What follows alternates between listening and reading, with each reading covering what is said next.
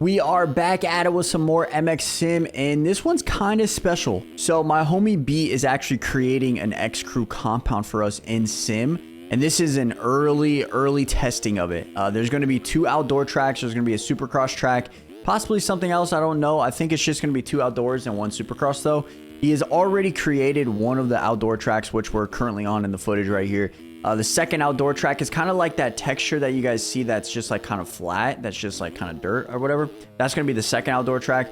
And then the supercross track is over to the right when you guys watch this, more to the right in the distance. And we do have some footage on that later in this video. But yeah, I think it's going to be freaking sick. I don't know when it's going to be out, man. B literally is the worst person at releasing stuff. It always takes forever. So I don't know the exact date when this will be out. But just know that when it does, I'll have a video on it, probably with the link and everything. Yeah, overall, I think it's gonna be sick. I love like the layout of it. I love like some of the aspects of the jumps and stuff like that. Some of it I'm not that big of a fan. Like this corner right here that you guys are seeing, that's really tight. I'm gonna have to talk to him about that. But overall, I think it's gonna be really cool. So I'm super excited to just have something that with our name in a game, right? We wanted to do something for bikes. It just never came to fruition, honestly. So I'm super excited to have something in Sim. And when B told me that he was like creating a track for us, it brought back a lot of memories of me just like creating tracks and drawing tracks on pieces of paper of like future things that I wanted to like create. And then sometimes I would like, you know, as a kid, you're playing with like toy dirt bikes, right? You go outside and you make like that track. But that just, it brought back a lot of memories. It brought back like thinking of how can I, when I was writing, how can I build this track that I want to build? Or how can we go about creating this track or creating this design? As a kid, like you have so many, I probably don't have them anymore, right? But I probably had like a whole binder worth of just different track ideas. So a lot of those memories just came back to me. And I think that's what's really cool with like B creating his track in Sim. I bet you he does that as well. Like he just like comes up with cool track ideas, or he did in his past when he was younger. And now he's finally able to like bring it to life in a way, not in real life, like real life riding, but you can bring it to life in like Sim, right? Or bikes. And I think that's really cool to have like something that you're passionate about as a kid come back to life as like when you get older and you can actually create it. Overall, I think it's really sick where like you can place like a track on a piece of paper and it comes to life in a video game. I think that's pretty freaking sick. Yeah, I just want to say thank you guys so much for the love on the Seto video yesterday, as well as the Star Citizen video that we posted. You guys went crazy, so thank you very much for that. And if you guys haven't already, make sure you guys hit that sub button. We're close to 13,000. I don't know what the exact number is, but make sure you guys hit. I really didn't talk about it in yesterday's video, in the Seto video, but after playing Starfield for probably like 2.5 hours now, I played about 1.5 hours on the first night, and I played a little bit, basically like all day today on Saturday. And I don't know what it is. I'm not fully immersed in it yet. Like, I don't know if I still got to continue playing it to get that fully immersed. I'm just not. I said this in a comment on one of the comments from, I believe it was Lickers or maybe Peeker it was, but I'm not like dying to play the game. Like, you know, like I'm not like waking up early to play the game, or I'm not like wanting to play the game over something else. Like, honestly, I was saying to my boys last night when we were in the VC, I'd much rather play TFT and just vibe with you guys, you know, and just hang out. That's where my like thinking was at for the game. Like, I think it's really fun. I think the concept of the game is really fun, and I got way too excited for the game. I thought it was gonna be a little bit different than my expectations, but honestly I probably should have just known that. I don't know, maybe I'll give it some more time. I'll probably continue playing it, maybe at least beat the main storyline and kind of go from there. I don't know, I'll probably make another update video, possibly if like we get to a certain point where I find like it's worthy of it, I guess. But I don't know, just I guess I'll talk about it in a future video if we're going to make one or not. I feel like it's just like a lot of running around and back and forth. Like, there's nothing like, the story doesn't stick out to me, honestly. And it could be just because I'm only playing 3 hours. I'm not through like the initial sequence and not exploring. Like, I just watched a 27-minute video called Starfield Skeptical Review by Luke Stevens. And honestly, like, he hit it right on the head for me. Like, a bunch of it is just like, although there's like 1,000 planets that you can explore, basically it's all just like a small miniature map that's been created as soon as you land, and basically a lot of stuff is copy and pasted into it. And don't get me wrong, that's not a big deal, honestly, with 1,000 planets, right? Obviously not every single planet is going to have like customizable like different objects, right? It doesn't like stick out to me that like, hey, I gotta play this. And when I thought I was going to do that, like I thought it was going to be like, all right, I gotta push away everything else and let me play this for the next 50 hours. And it's just not that for me. I don't know. I'm just not intrigued to play it right this second.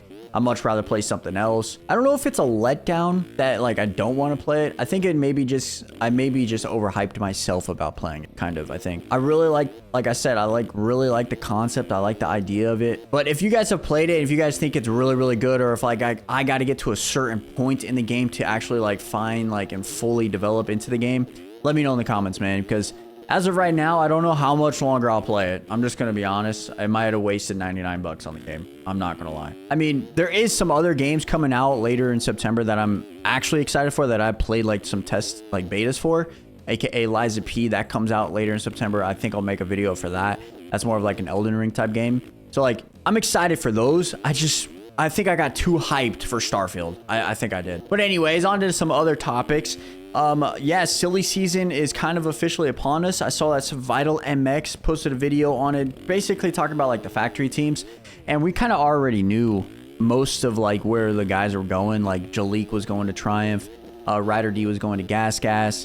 Gillian Ferris was going to Husky, a couple other guys too. But one thing I did not know was Michael Mosman was going to Triumph too. I think we like talked about it a little bit, like it was a possibility, but I'm pretty sure it's like set in stone that he's going to go to Triumph, which I think is pretty cool. There's also a rumor that Joey Savacci might be going to Triumph, like on like a 250 outdoor deal with 450 testing during Supercross, because they're not going to release the 450 until next year.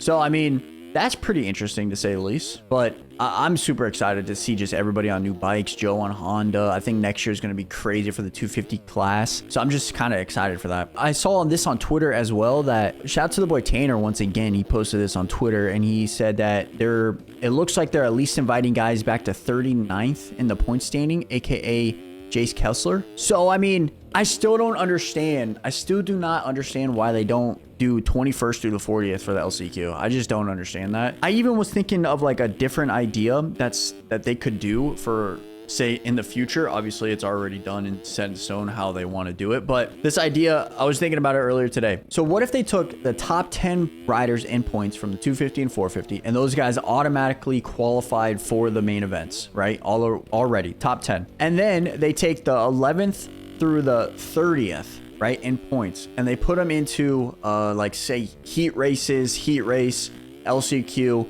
and then those guys make it into the main event, filling up the 11th through 20th on the gate, right? Don't have 22 riders, but instead have 20 riders on the main event, right? The first heat, you would go 4 riders. The second heat, you would take the top 4 riders. And then the third, aka the LCQ, you take the top 2 guys. Like, that would be so much better, because then that way, like, you have something on, and you can do this on Friday, right? So you can do this on Friday. That way it would be like a 2-day event. And so now on Saturday, when the actual like money on the line, you can have your warm up with like some practices, and then you have your two moto format, right? And then you crown like the points, and you do this for every single like round for the 3 rounds, right? Top 10 automatically in, and then the next weekend 4-4-2 4-4-2. Like, that's a cool idea. That way it like matters if you're like in the top 10 in points, right? I think that would be really sick. And then that way the heat races would have like some top guys in there, no doubt, with injuries as well as just not making top 10. I think that would be a cool idea. Don't get me wrong, it probably will never happen, but honestly, I think that would be better for like television. I think it would be better for the fans, because that way you just get more action. You get a lot more action, a lot more on the line each day. Let me know what you guys think, or another way that you guys think that this playoff thing could work. But yeah, I just want to say thank you so much to B for creating a map for the X crew and our Discord and everybody. I'm super excited when it actually releases. I'll make sure to post it everywhere basically when it releases, so you guys are aware. But yeah, big shout out to the boy B for that. And just stay tuned. I think I don't know what we're gonna do next for tomorrow's video. Worry about that tomorrow. I got some fantasy drafts tomorrow, so I'll show you guys my team if I make a video after my drafts. But yeah, just thank you guys so much for the love. I appreciate every single one of you guys.